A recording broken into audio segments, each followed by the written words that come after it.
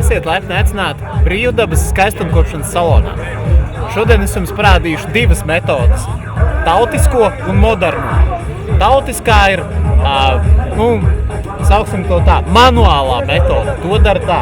Līdzīgi kā ar pīli, ja? Jūs ņemat divus pirkstus, šādi, ja? Galvenais ir paspalvu, ja? Un tad šādi te, viss paliek rokā, jūs mierīgi notīrat kādu laukumu.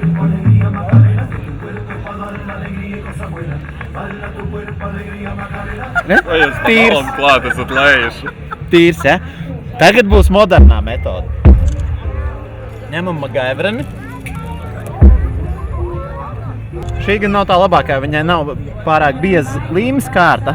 Ja? Uzlīmējam. Un...